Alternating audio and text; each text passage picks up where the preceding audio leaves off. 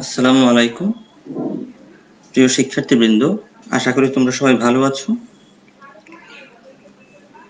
সুস্থ আছো। Object oriented programming সাবজেক্টের 12তম লাইভ ক্লাসে তোমাদের শুভেচ্ছা জানাচ্ছি। ক্লাস উপস্থাপনায় আমি Mohammad Shakil Al Masum, instructor computer, Barishal polytechnic institute, Barishal. শিক্ষার্থীবৃন্দ, তোমরা আমাকে শুনতে পেলে কমেন্ট করবে।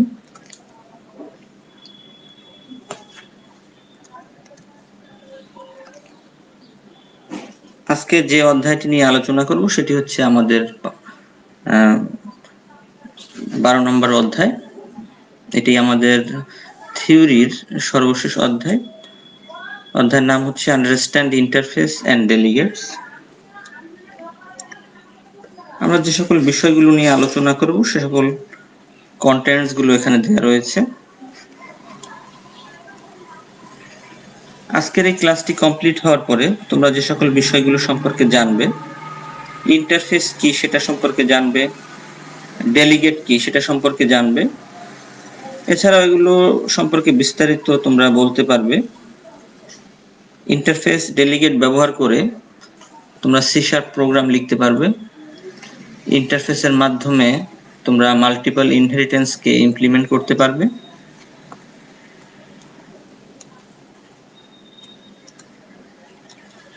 তো আমরা প্রথমেই দেখব যে ডিসক্রাইব ইন্টারফেস ইন C#। ইন্টারফেসটা কি সেটা আসলে আমাদের জানা প্রয়োজন। ইন্টারফেস হচ্ছে একটি user defined data type. Interface হলো অ্যাবস্ট্রাক্ট ক্লাসের অনেকটা অনুরূপ। আমরা অ্যাবস্ট্রাক্ট ক্লাস সম্পর্কে পড়েছিলাম। ক্লাসের মতো ইন্টারফেসের মেথড, প্রপার্টিজ, ইভেন্টস এবং ইন্ডেক্সার্স এর মেম্বার হিসেবে বিবেচিত হয়, কিন্তু উক্ত মেম্বার সমূহকে অ্যাক্সেস করার মতো প্রয়োজনীয় নিজস্ব উপাদান থাকে না, বরং এটি অন্য কোনো ক্লাস বা স্ট্রাকচারের অন্তর্গত উপাদানসমূহের সাহায্যে নির্বাহ কাজ সম্পন্ন করে থাকে। গুরুত্বপূর্ণ কিছু পয়েন্ট রয়েছে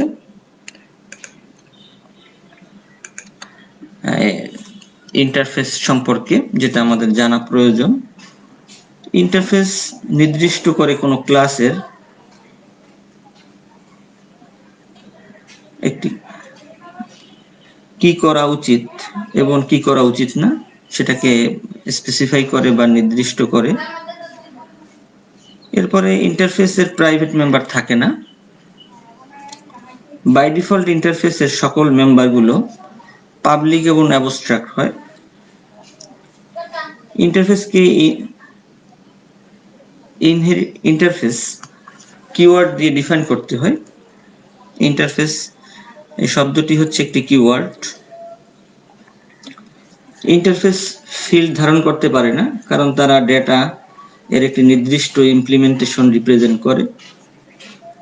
এছাড়াও আমরা ক্লাসের মাধ্যমে আমরা মাল্টিপল ইনহেরিটেন্সকে আমরা ইমপ্লিমেন্ট করতে পারিনি, সেটাকে আমরা ইন্টারফেসের মাধ্যমে মাল্টিপল ইনহেরিটেন্সকে ইমপ্লিমেন্ট করা সম্ভব। সিনট্যাক্স ইন্টারফেসের ডিক্লারেশন। সিনট্যাক্সটা আমাদের জানা দরকার। প্রথমে আমরা ইন্টারফেস লিখব, তারপরে ইন্টারফেসের একটি নাম থাকবে, তারপরে ব্র্যাকেট দিব, এবার ডিক্লেয়ার ইভেন্টস থাকবে, ডিক্লেয়ার ইন্ডেক্সার থাকবে, ডিক্লেয়ার মেথডস থাকবে, ডিক্লেয়ার প্রপার্টিজ থাকবে। তারপরে আমাদের এই যে ব্রাশটা সেটাকে আমরা কমপ্লিট করব। এরপর আমরা দেখব যে ইমপ্লিমেন্টিং অ্যান ইন্টারফেস। একটি ইন্টারফেসকে আমরা কিভাবে ইমপ্লিমেন্ট করব। কোনো একটি ক্লাস অথবা স্ট্রাকচার ইন্টারফেসকে ইমপ্লিমেন্ট করতে পারে, সেটাকে কোলন এই সিম্বল ব্যবহার করে, যার সিনট্যাক্স হচ্ছে ক্লাস অথবা স্ট্রাকচারের নাম থাকবে, তারপরে থাকবে কোলন, তারপরে থাকবে ইন্টারফেসের নেম। তাহলে আমাদের এই সিনট্যাক্সটা এবং যে ইমপ্লিমেন্ট কিভাবে আমরা করতে পারি, এই দুটি বিষয় আমরা যদি মনে রাখতে পারি তাহলে কিন্তু আমরা প্রোগ্রামে সেগুলোকে আমরা ব্যবহার করতে পারবো। এখন আমরা দেখব যে prepare a program using interface, ইন্টারফেসের মাধ্যমে আমরা একটি প্রোগ্রাম করব।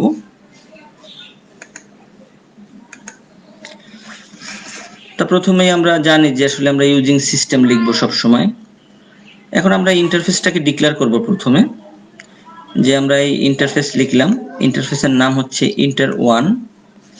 তা আমরা বলেছিলাম যে অ্যাবস্ট্রাক্ট ক্লাস সম্পর্কে আবার একটু বলি, যে ইন্টারফেসটা কি অনেকটা অ্যাবস্ট্রাক্ট ক্লাসের মতো। যে অ্যাবস্ট্রাক্ট ক্লাসটা কি, এটি হচ্ছে একটি রেস্ট্রিক্টেড ক্লাস যা অবজেক্ট তৈরি করার জন্য ব্যবহৃত হয় না, এটিকে অ্যাক্সেস করার জন্য অন্য ক্লাস থেকে ইনহেরিট করতে হয়। শুধুমাত্র অ্যাবস্ট্রাক্ট ক্লাসে অ্যাবস্ট্রাক্ট মেথডগুলোকে আমরা লিখতে পারি, কিন্তু এই মেথডের কি থাকে না, কোনো কিন্তু বডি থাকে না কিন্তু। তাহলে এখানেও কিন্তু আমরা ইন্টারফেসের মধ্যে কিন্তু আমরা একটা মেথড লিখলাম ভয়েড ডিসপ্লে, তার কিন্তু এখানে বডি কিন্তু নেই, এটাকে আমরা ইমপ্লিমেন্ট করতে হবে কোথায়, ক্লাসের মধ্যে। তো এখন আমরা একটি ক্লাস নিলাম, ক্লাস টেস্ট ক্লাস। আমরা একটু আগে বলেছিলাম আমরা কোলন ব্যবহার করে এটাকে ইমপ্লিমেন্ট করতে পারি, এই হচ্ছে আমাদের সেই ক্লোন। তারপরে আমরা ইন্টারফেসের নামটা লিখবো, এখানে আমাদের ইন্টারফেস, এই যে ইন্টারফেসটা সেটাই আসলে এই। এরপর আমরা এই মেথডটি কি আসলে কি করব, আমরা এখানে শুধু আমরা ডিক্লেয়ার করেছি, এখন এটাকে আমরা ইমপ্লিমেন্ট করব। যেমন আমরা ভয়েড ডিসপ্লে এই মেথডটি এখানে নিয়ে আসলাম, এখানে আমরা মেসেজ শো করলাম যে হ্যালো বাংলাদেশ। তাহলে কি হলো, আমরা ইন্টারফেসের যে মেথডটাকে সেটাকে আমরা ইমপ্লিমেন্ট করলাম হচ্ছে একটি ক্লাসের মাধ্যমে। এরপরে আমরা এটাকে যে ভয়েড মেইন মেথডের মাধ্যমে আমরা কি করব, আমরা টেস্ট ক্লাসের একটি অবজেক্ট নিব টি নামে, t.display যদি আমরা করি তাহলে কি হবে, আমরা আউটপুটে আসলে হ্যালো বাংলাদেশ এই মেসেজটি আসলে আমরা পাবো। তাহলে খুব সিম্পল প্রোগ্রাম এটা, যে আমরা কিভাবে একটি ইন্টারফেসকে ডিক্লেয়ার করতে পারি এবং সেই ইন্টারফেসটাকে আমরা একটি ক্লাসের মধ্যে কিভাবে আমরা ইমপ্লিমেন্ট করতে পারি, সেই বিষয়টি আমরা দেখলাম। আশা করি তোমরা বুঝতে পেরেছো, বিষয়টি অনেক সহজ। আমরা পূর্বের অধ্যায়ে যে মাল্টিপল ইনহেরিটেন্সকে কিন্তু আমরা ক্লাসের মাধ্যমে কিন্তু আমরা কমপ্লিট করতে পারিনি, বা এটাকে কমপ্লিট করতে হলে আমরা বলেছিলাম যে ইন্টারফেস প্রয়োজন। মাল্টিপল ইনহেরিটেন্সকে আমরা ইন্টারফেসের মাধ্যমেই শুধুমাত্র ইমপ্লিমেন্ট করতে পারি। তা আমরা এখন সেই বিষয়টিকেই দেখব, যে আমরা কিভাবে, কারণ মাল্টিপল ইনহেরিটেন্স কিন্তু সি শার্প সাপোর্ট করে না, সেটাকে ইমপ্লিমেন্ট করতে হয় ইন্টারফেসের মাধ্যমে। তা আমরা এখন প্রোগ্রামটি দেখি। যা প্রথমে ইন্টারফেস নিলাম ডেম নামে, তার একটি মেথড রয়েছে কল, এই হচ্ছে আমাদের একটি ইন্টারফেস। আরেকটি ইন্টারফেস হচ্ছে ডেম2 নামে, যার একটি মেথড রয়েছে শো নামে। একটি ক্লাস নিলাম ক্লাস str, আমরা ক্লোনের মাধ্যমে তাকে কি করব, আমরা ইমপ্লিমেন্ট করব বা ইনহেরিট করব। তাহলে আমরা কি করব, আমরা ইন্টারফেস আমাদের এটিকে আমরা নিয়ে আসলাম এবং আমরা এটিকেও নিয়ে আসলাম। এরপরে আমরা কল মেথড এবং শো মেথডকে আমরা এখানে ইমপ্লিমেন্ট করব। যে ভয়েড কল, একটি মেসেজ শো করলাম আমরা কল মেথড, আর শো এর জন্য আমরা লিখলাম শো মেথড। নতুন আরেকটি ক্লাস নিলাম ডেমো নামে, তাহলে আমরা কোন ক্লাসের অবজেক্ট নিব, str ক্লাসের।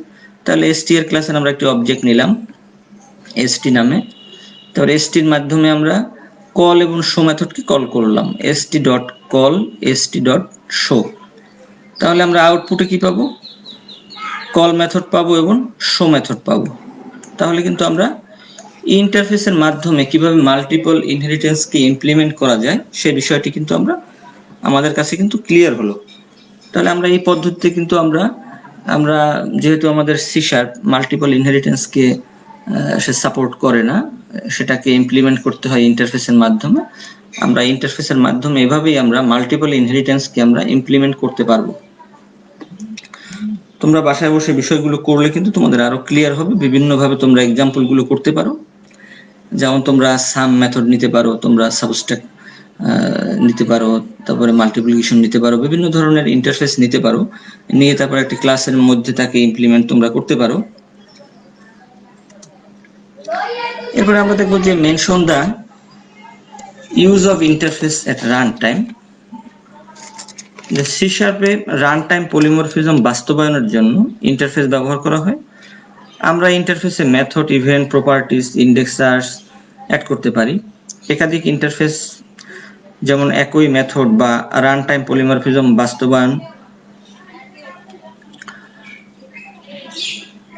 বাস্তবায়ন করে। একাধিক ইন্টারফেসকে একটি ক্লাসে ইমপ্লিমেন্ট করতে পারি।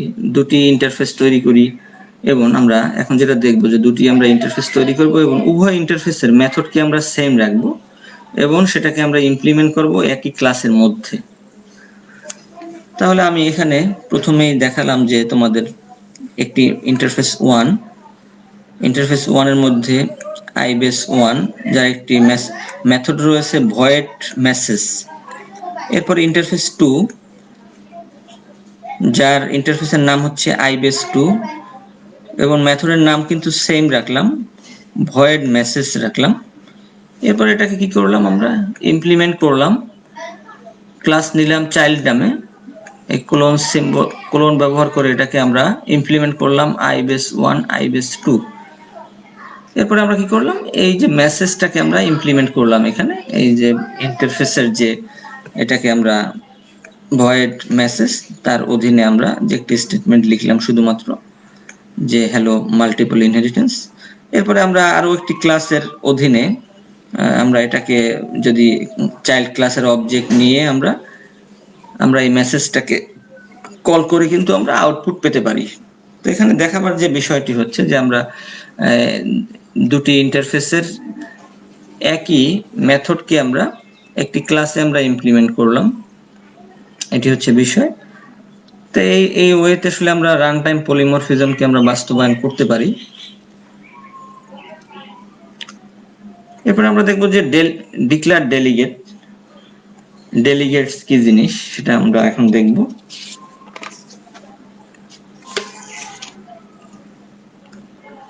আমরা যদি কোনো ফাংশনকে প্যারামিটার হিসেবে পাস করতে চাই, সি শার্প কিভাবে কলব্যাক ফাংশন বা ইভেন্ট হ্যান্ডলার পরিচালনা করে, তার উত্তর হচ্ছে ডেলিগেটের মাধ্যমে সে কলব্যাক ফাংশন বা ইভেন্ট হ্যান্ডলার এগুলো সে পরিচালনা করে। ডেলিগেট হচ্ছে একটি অবজেক্ট যেটি মেথডকে রেফার করে। সুতরাং যখন একটি ডেলিগেট তৈরি করা হয় তখন একটি অবজেক্ট তৈরি হয় এবং অবজেক্টটি একটি মেথডের রেফারেন্সকে হোল্ড করে থাকে। ডেলিগেট শব্দটি কিন্তু একটি কিওয়ার্ড।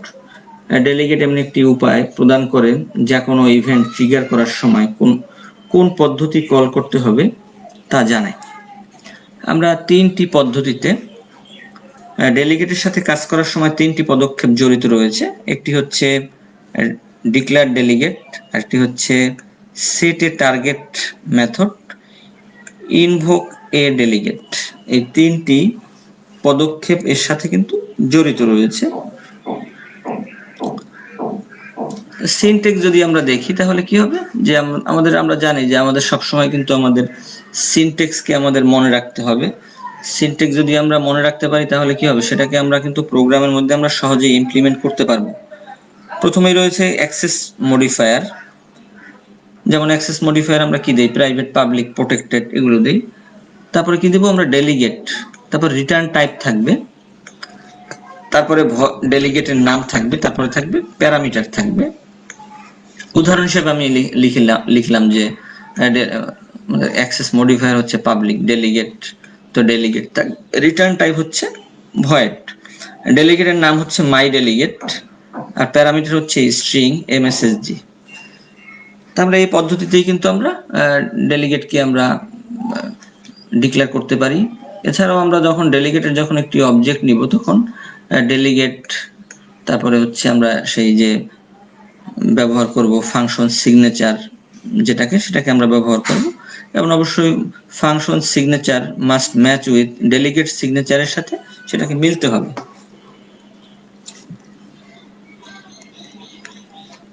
এখন ডেলিগেট ব্যবহার করে আমরা একটি প্রোগ্রাম দেখি, তাহলে আমাদের ডেলিগেট কিভাবে আমরা ব্যবহার করব সেই বিষয়টা আমাদের ক্লিয়ার হবে। তা প্রথমেই আমরা লিখলাম ইউজিং সিস্টেম, এটা তো আমরা সবসময় লিখবো। নেম স্পেস লিখলাম, একটি ক্লাস লিখলাম যে ক্লাসের অধীনে আমরা লিখব। তো এখন আমরা ডেলিগেট ডিক্লেয়ার করলাম যে পাবলিক ডেলিগেট ভয়েড অ্যাড নাম, তার মধ্যে প্যারামিটার রয়েছে ইন্টিজার এবি।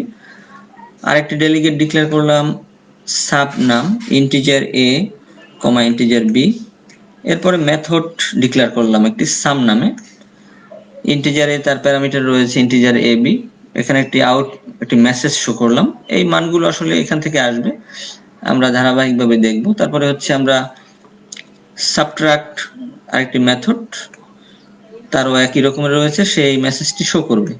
তো এখন কি হবে, আমরা যে মেইন যে মেথডটি মেইন মেথডে আমরা কি নিব, এই ক্লাসের একটি অবজেক্ট নিব ওবিজি। এরপর আমরা ডেলিগেট, আমাদের যে ডেলিগেট রয়েছে সেই ডেলিগেটের আমরা অবজেক্ট নিব, সেটা হচ্ছে del অবজেক্ট 1 এবং এটা হচ্ছে অবজেক্ট 2। এবং এই ক্লাসের অবজেক্টের মাধ্যমে কিন্তু আমরা কি করতে পারবো, এই যে ক্লাসের অবজেক্টের মাধ্যমে কিন্তু আমরা এই যে সাম মেথডকে কিন্তু আমরা এখানে আমরা কল করলাম, আবার এখানে আবার এই অবজেক্টের মাধ্যমে আমরা সাবট্রাক্টে কল করলাম। এরপরে আমরা যে প্যারামিটারের মাধ্যমে যে মান পাঠাবো সেই ডেলিগেটের অবজেক্টের সাহায্যে কিন্তু আমরা এই মেথডগুলোতে আমরা মান পাঠাবো। এই যে del অবজেক্ট 1 আমরা 10 100 এবং 40, তাহলে কি হবে, এই মানটি কিন্তু আসলে এখানে যাবে। তারপরে আসলে যাওয়ার পরে কিন্তু ক্যালকুলেশন হওয়ার পরে কিন্তু আমরা 140 কিন্তু আমরা পাবো যখন এই লাইনটি যখন আমাদের এক্সিকিউট হবে। আবার যখন আমরা এই মানটি যখন আবার এখানে যাবে তখন কিন্তু আমরা পাবো এখানে 0 হবে 40, তখন কিন্তু আমরা পাবো 40 পাবো। আমরা যদি এই পদ্ধতি অবলম্বন না করি তাহলে আমরা কি করতে পারি, ইনভোক মেথডের মাধ্যমে, যেটা আমি কমেন্টের মাধ্যমে দেখিয়েছি, ইনভোক মেথডের মাধ্যমে কিন্তু আমরা এই জিনিসগুলোকে আমরা পাস করাতে কিন্তু আমরা পারি। তাহলে আমরা এই পদ্ধতিতেই কিন্তু আমরা ডেলিগেটকে আমরা ইউজ করতে পারি। তো তোমরা বিভিন্ন ধরনের উদাহরণ রয়েছে, তোমরা সে সকল উদাহরণগুলো প্র্যাকটিস করবে এবং দেখবে, তোমরা আশা করি তোমরা সেগুলো পারবে। তোমাদের কিছু বাড়ির কাজ দেয়া রয়েছে, তোমরা এই বাড়ির কাজগুলো তোমরা লিখবে, তোমাদের শ্রেণী শিক্ষক এই কাজগুলো দেখবেন। তোমাদের কোনো প্রশ্ন থাকলে তোমরা কমেন্ট করতে পারো। এবং যেহেতু আমাদের আজকে থিওরির সর্বশেষ ক্লাস, আমাদের 12তম অধ্যায়, যেমন আমরা প্রথম থেকে যদি আমরা চিন্তা করি আমরা আসলে কি কি জিনিস আমরা দেখেছিলাম। প্রথম অধ্যায় ছিল আমাদের যে ওভারভিউ ছিল, সি শার্প প্রোগ্রামিং কি জিনিস, তারপরে হচ্ছে .NET ফ্রেমওয়ার্ক কি জিনিস, সেখানে কিন্তু আমরা ফিচারগুলো সি শার্পের শিখেছি, সি শার্প প্রোগ্রাম, তারপর .NET ফ্রেমওয়ার্ক কি জিনিস সেটা কিন্তু আমরা জেনেছি। এই সকল বিষয়গুলো কিন্তু আমাদের ব্রেনে রাখতে হবে। তারপরে আমরা CLR কি সেটা আমরা জেনেছিলাম, তারপরে আমরা আইডি কি সেটা আমরা জেনেছি, তারপর ফ্রেমওয়ার্ক ক্লাস লাইব্রেরি কি, এগুলো কিভাবে কাজ করে। তারপরে কিন্তু আমরা পড়েছিলাম যে অবজেক্ট ওরিয়েন্টেড প্রোগ্রামিং কি, অবজেক্ট ওরিয়েন্টেড প্রোগ্রামিং এর গুরুত্বপূর্ণ বৈশিষ্ট্যগুলো, কিন্তু আমরা সে সকল বৈশিষ্ট্যগুলো যেগুলো আমরা পড়েছিলাম সেগুলোর কিন্তু আমরা প্রতিটার কিন্তু আমরা এক একটি অধ্যায় পেয়েছি, আমরা সেই সকল অধ্যায়গুলো কিন্তু আমরা দেখলাম, এই লাস্টের অধ্যায়গুলোতে কিন্তু আমাদের ছিল। তাহলে আমরা সেই প্রথম অধ্যায়ের বেসিক যে ধারণাগুলো সেগুলো কিন্তু আমাদের অবশ্যই মনে রাখতে হবে, এগুলো প্র্যাকটিসের মধ্যে রাখতে হবে কিন্তু। তারপরে আমরা দ্বিতীয় অধ্যায় পড়েছিলাম যে স্ট্রাকচার কি, সি শার্পের সিনট্যাক্স গুলো আমরা দেখেছিলাম, যে আমরা সবসময় বলি যে সিনট্যাক্স গুলো যদি জানা থাকে তাহলে কি হয়, সিনট্যাক্স জানা থাকলে কিন্তু যে কোনো প্রোগ্রাম লেখাটা কিন্তু সহজ হয়। তুমি যখন সিনট্যাক্স জানবে তখন কিন্তু তুমি কোডগুলো লিখতে পারবে। আর সিনট্যাক্স যদি তোমার না জানা থাকে, প্রোগ্রামের স্ট্রাকচার যদি তুমি না জানো, তাহলে কিন্তু তুমি প্রোগ্রামিং এর কিন্তু গভীরে কিন্তু যেতে পারবে না। সুতরাং তোমার সিনট্যাক্সটাকে তুমি সবসময় আগে প্রায়োরিটি দিবে জানার জন্য। তারপরে আমরা ভেরিয়েবল শিখেছিলাম, যে ভেরিয়েবল কিভাবে ডিক্লেয়ার করতে হয়। তারপরে আমরা কিভাবে ইনপুট মেথড, আউটপুট মেথড, তারপরে আমরা কিভাবে নেম স্পেসকে আমরা ব্যবহার করব, আমরা কি কি ধরনের কিওয়ার্ড গুলোকে আমরা সি শার্পে কতগুলো কিওয়ার্ড রয়েছে, কিওয়ার্ড গুলোকে আমরা ব্যবহার করেছি, এবং আমরা কিন্তু অনেকগুলো কিওয়ার্ড কিন্তু এ পর্যন্ত কিন্তু আমরা পেয়েছি। আমাদের কিন্তু ওইভাবে কিন্তু মুখস্থ করার কিন্তু প্রয়োজন নেই। সুতরাং তোমরা এই সকল বিষয়গুলো কিন্তু ব্রেনেই রাখবে, এই সকল বিষয় তোমরা মুখস্থ করবে না। যেমন আমরা অনেকগুলো কিওয়ার্ডের কিন্তু ব্যবহার করেছি, সেই ব্যবহারগুলো থেকেই কিন্তু তোমরা অনেকগুলো কিওয়ার্ডের নাম কিন্তু তোমরা এখন লিখতে পারবে। তারপরে আমরা ডেটা টাইপ সম্পর্কে কিন্তু আমরা জেনেছি, ভেরিয়েবল, কনস্ট্যান্ট, লিটারেল। যেমন ডেটা টাইপ সম্পর্কে যখন তোমরা পড়বে তখন কিন্তু যা পড়েছো তোমরা কিন্তু একটা জিনিস মনে রাখতে হবে, তার কিন্তু ডেটা টাইপ কত ধরনের রয়েছে, তার সাইজ কতটুকু, সে কি কত পরিমাণে সে ডেটাকে সে রাখতে পারে।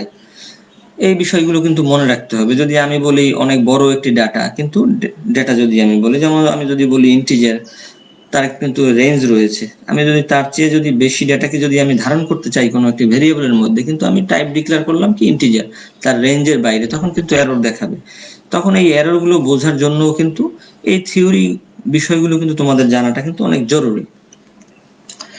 তারপরে আমরা কনস্ট্যান্ট দেখেছিলাম, কনস্ট্যান্ট ব্যবহার করে আমরা প্রোগ্রাম করেছি। তারপরে আমরা এক্সপ্রেশন পড়েছিলাম, কিভাবে একটি এক্সপ্রেশন লিখতে হয়, কি কি ধরনের অপারেটর সি শার্পে ব্যবহৃত হয়। তারপরে আমরা পঞ্চম অধ্যায় পড়েছিলাম যে ডিসিশন মেকিং স্টেটমেন্ট, খুবই গুরুত্বপূর্ণ অধ্যায়। আমি এটা অনেকগুলো ক্লাসেই বলেছি তোমাদের যে ডিসিশন মেকিং স্টেটমেন্ট কিন্তু খুবই গুরুত্বপূর্ণ, যে আমি প্রোগ্রামের মধ্যে যখন আমরা বিভিন্ন ধরনের শর্ত দিব, কি কি ধরনের আমি ডিসিশন নিতে পারি, তখন কিন্তু এই সকল স্টেটমেন্টগুলোর সাহায্যে কিন্তু আমি সেই ধরনের আমাদের ডিসিশনগুলো কিন্তু নিতে হয়। যেমন আমরা পড়েছিলাম if else, nested if else, এগুলো কিন্তু খুবই গুরুত্বপূর্ণ। সুইচ স্টেটমেন্ট, এগুলো কিন্তু খুবই গুরুত্বপূর্ণ। এগুলো কিন্তু তোমরা বাসায় বসে বারবার প্র্যাকটিস করবে, সিনট্যাক্স গুলো জানবে। তোমাদের যদি দুর্বলতা থাকে তাহলে তোমরা এগুলো ব্যবহার করে ছোট ছোট প্রোগ্রাম লিখবে, তাহলে কিন্তু তোমাদের কনসেপ্ট অনেক ক্লিয়ার হবে। তারপর আমরা লুপিং স্টেটমেন্ট সম্পর্কে আমরা দেখেছিলাম যে হোয়াইল লুপ, তারপর do while loop, for loop, nested loop, এগুলো কিন্তু খুব গুরুত্বপূর্ণ।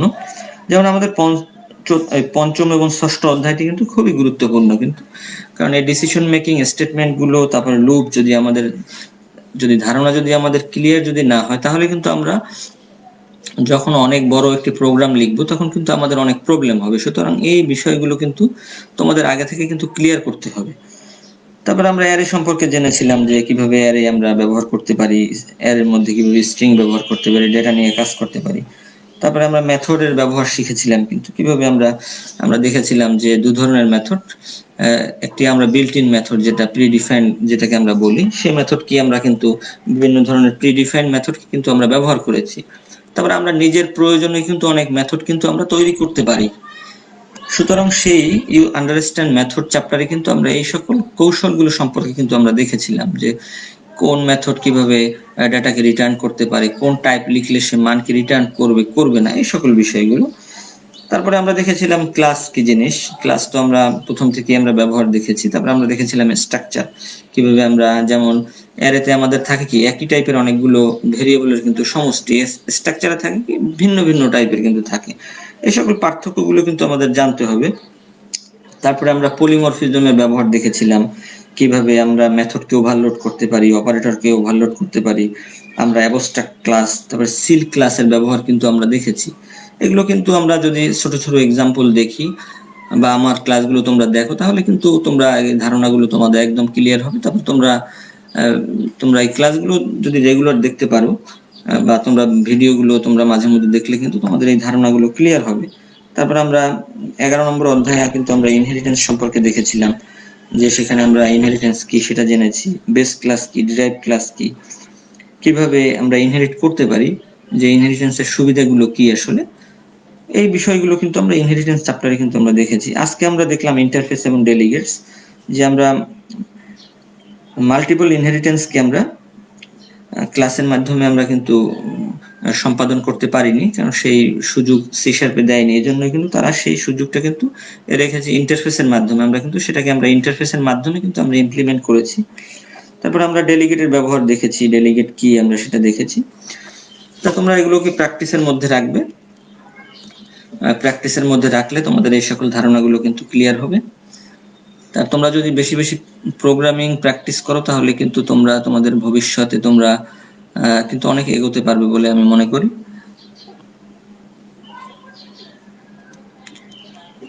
তো তোমাদের যদি কোনো প্রশ্ন থাকে তাহলে তোমরা আমাকে প্রশ্ন করতে পারো এবং তোমরা আমাকে ইমেল করতে পারো, আমি উত্তর দিব।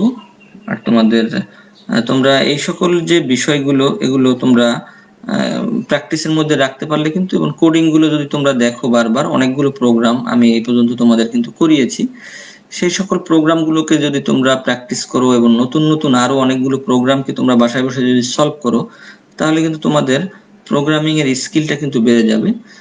যে একটা সাবজেক্ট, যে প্রোগ্রামিং এর সাবজেক্ট কিন্তু তোমার শুধুমাত্র একটি নির্দিষ্ট সেমিস্টারের জন্য কিন্তু নয়। তোমরা কিন্তু এটা ব্যবহার করে একটি সফটওয়্যারকে ডেভেলপ করতে পারো এবং নিজের যে ভবিষ্যৎ বা তোমার কেরিয়ারটাকে কিন্তু এর মাধ্যমে তুমি চেঞ্জ করতে পারো অনেক প্র্যাকটিসের মাধ্যমে। তোমরা ইন্টারনেটের সাহায্য নিতে পারো, সেখানে অনেক ভালো ধরনের ওয়েবসাইট রয়েছে। সে সকল ওয়েবসাইটের মাধ্যমেও তোমরা আমাদের বইয়ে যে সকল অধ্যায়গুলো রয়েছে তার চেয়েও বাড়তি অনেক কিছু রয়েছে, সেখান থেকেও তোমরা হেল্প নিয়ে কিন্তু তোমরা করতে পারো। এবং তোমাদের একটা টার্গেট যেটা রাখা উচিত, তোমরা কিভাবে একটি সফটওয়্যারকে ডেভেলপ করবে, তোমরা কিভাবে এর মাধ্যমে তোমরা কিভাবে অনলাইনে আর্ন করতে পারো। তো সুতরাং তোমরা, আশা করি আমি যে তোমরা যদি প্র্যাকটিস করো তাহলে তোমরা এই সকল বিষয়গুলোকে পারবে এবং জানবে। আমি মনে করি তোমাদের সেই মেধা রয়েছে এবং শুধুমাত্র প্র্যাকটিস কিন্তু মানুষকে অনেক দূর এগিয়ে নিয়ে যেতে পারে। তোমরা এই জিনিসগুলোকে অবশ্যই প্র্যাকটিস করবে এবং প্রোগ্রামিংকে অবশ্যই কঠিন হিসাবে নিবে না, তোমরা এটাকে সহজ হিসাবে নিবে। এটা কিন্তু সহজ, এটাকে প্র্যাকটিস করতে পারলে তোমাদের কিন্তু ভবিষ্যৎ অনেক উজ্জ্বল বলে আমি মনে করি। কারণ আমাদের আগামী দিনগুলোতে কিন্তু আমাদের ভাষা কিন্তু হবে প্রোগ্রামিং কিন্তু। তো সুতরাং তুমি যখন একটি প্রোগ্রামিং ল্যাঙ্গুয়েজ সম্পর্কে ভালো জানবে, নতুন যে কোনো ল্যাঙ্গুয়েজই আসুক না কেন তুমি সহজেই কিন্তু সেই প্রোগ্রামিংটাকে কিন্তু রপ্ত করতে পারবে।